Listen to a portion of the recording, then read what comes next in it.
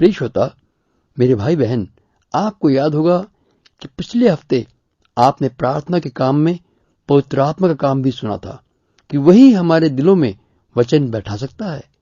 इसलिए जाग जाओ मेरे प्यारे विश्वासी भाई बहनों, हमारी प्रार्थना से ही परमेश्वर के राज्य का काम पूरा हो सकेगा। प्रचार सेवा बढ़ेगी, लोगों में सत्य को जानने के लिए प्यास उठेगी, दिलों में चिंगारी की तरह काम होगा, अगर हम वो धन्य बर्तन बन जाएं कि परमेश्वर अपनी इच्छा हमारे मनों में डाल दे। ये वायदा भी ले लें, यहोवा को अपने सुख का मूल जान और वह तेरे मनोरथों को पूरा करेगा, जिसका मूल अनुवाद एक सेवक ने यूं भी किया है कि यहोवा को अपने सुख का मूल जान और वही तेरे मन में मनोरथों को देगा। यानी कि तेरे मन में भी अपनी इच्छा को यूं डालेगा कि वो तेरी इच्छाएं बने, जो कि तेरी भलाई के लिए होंगी। आपके मन में भलाई के काम करने की उत्तेजना, सही मार्ग पर चलने की इच्छा, बुराई से घृणा की इच्छा और इस अनुसार प्रार्थना करना सीखना व सिखाना पवित्र आत्मा द्वारा होगा। तभी हम सही तरह प्रार्थना कर सकते हैं। साथ ही हमारे विचार, बातचीत, चाल चलन भी उसी के अनुसार होगा।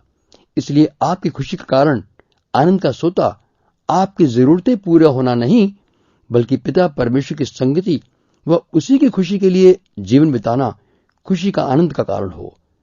तभी सफल प्रार्थना का जीवन होगा। इसी विषय पर और मनन करने के लिए मैं वचन पढ़ता हूं, यूहन्ना सुसमाचार उसका 16वां अध्याय और यहूदा की पत्री में से।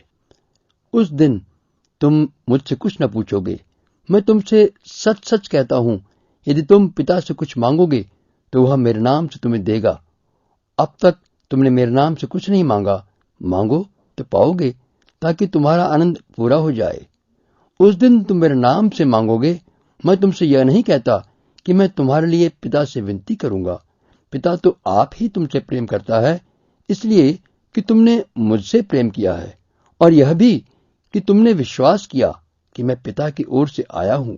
परंतु हे प्रियो, तुम अपने अति पवित्र विश्वास में अपनी उन्नति करते हुए और पवित्र आत्मा में प्रार्थना करते हुए अपने आप को परमेश्वर के प्रेम में बनाए रखो। परमेश्वर के इसी प्रेरित सेवक यूहन्ना ने बताया कि विश्वासी जीवन के 3 भाग होते हैं, बचपन, जवानी और बुजुर्गी। नया जन्म पाए हुए लोग बच्चों की गिनती में आते हैं, जिन्हें खालिस दूध चाहिए। उद्धार व पाप की क्षमा मुफ्त में मिली, जो आनंद की भरपूरी का कारण होता है। फिर दूसरी अवस्था है संघर्ष का जीवन, वचन के ज्ञान व सामर्थ्य में बढ़ना, जो कि विश्वासी की जवानी को प्रकट करता है।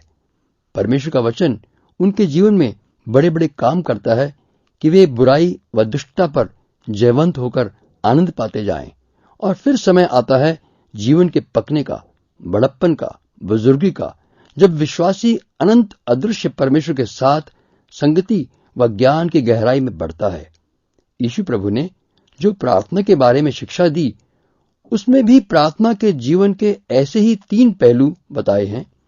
पहाड़ी उपदेश में ये पहला पहलू सिर्फ एक शब्द में पूरा होता है, हे स्वर्गिक पिता। प्रार्थना अपने परमेश्वर पिता से करें। हमारा पिता हर पल हमें देखता है, हमारी सुनता है, जानता है और उत्तर देता है। आप बालक की तरह सारे दिल से भरोसे के साथ बातें करें। फिर समय आता है संघर्ष और विजय का, जिसके लिए प्रभु यीशु ने कहा था, ऐसी दुष्टात्मा उपवास और प्रार्थना के बिना नहीं निकलती। क्या परमेश्वर अपने चुने हुओं का बदला न लेगा, जो दिन रात उसे पुकारते हैं? यहाँ पर एक गलत फहमी को दूर करें कि दुष्ट आत्मा से जकड़े व्यक्ति को भी उपवास में बैठाकर उपवास स्वयं भी करके दुष्ट आत्मा निकालने के लिए प्रार्थना करना, ये परमेश्वर का अपमान है। वचन से बाहर जाना और शैतान को नाटक करने का मौका देना है। उपवास और प्रार्थना विश्वासी ने अपने लिए करनी है। अपने आत्मिक सामर्थ्य में बढ़ने के लिए प्रार्थना और उपवास करके ही दुष्टात्मा को डांटने के लिए बढ़ें। याकूब की पत्री 4 अध्याय और 7 वचन को पढ़ें। इसलिए परमेश्वर के अधीन हो जाओ और शैतान का सामना करो, तो वह तुम्हारे पास से भाग जाएगा। आमतौर पर देखा जाता है कि जहां कोई दुष्टात्मा से जकड़ा व्यक्ति देखा तो झट से खड़े हो जाते हैं, उसे घेर कर उस पर हाथ रखकर और फिर कुछ देर तक उस पर प्रार्थना करते और डांटते हैं। फिर यदि वो थोड़ी देर के लिए शांत हो जाए तो समझते हैं छुटकारा हो गया, पर फिर थोड़ी देर बाद या कुछ दिन बाद फिर वही दुष्टात्मा की सतावट शुरू हो जाती है, क्योंकि उसे डांटने से पहले अपने आप के लिए प्रार्थना करना, परमेश्वर की शरण में अपने आप को जांचना नहीं करते, क्योंकि हम प्रार्थना के महत्व को नहीं समझते, अपने आप को जांचने में शर्म महसूस करते हैं। खैर, आगे बढ़ें तीसरे पहलू की ओर। जब बालक जवान हो चुका, तब वो स्वामी प्रभु यीशु के मित्र कहलाने के लायक हो गया, जिनसे प्रभु यीशु अपने भेद गुप्त नहीं रखना चाहते। इसलिए कहते हैं, मैं जो कुछ भी अपने पिता से सुनता हूं तुम्हें बताए देता हूं।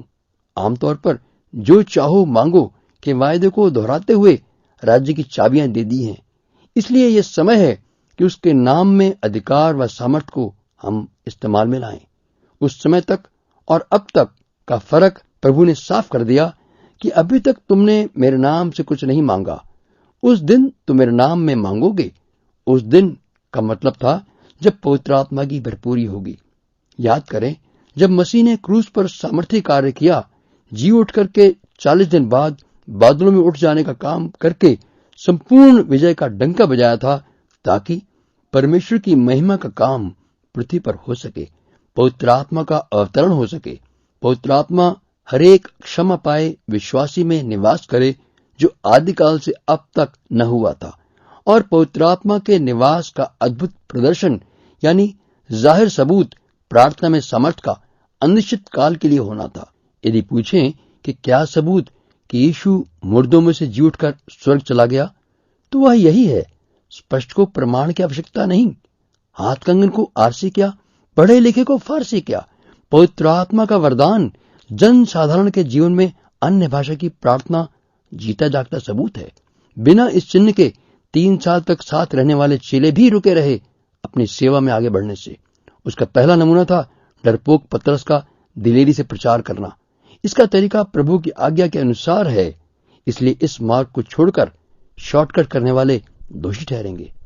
इसलिए श्रोताओं, मेरी आपसे विनती है कि परमेश्वर के वचन के एक एक शब्द को अपने जीवन में उतर जाने दे। आमीन।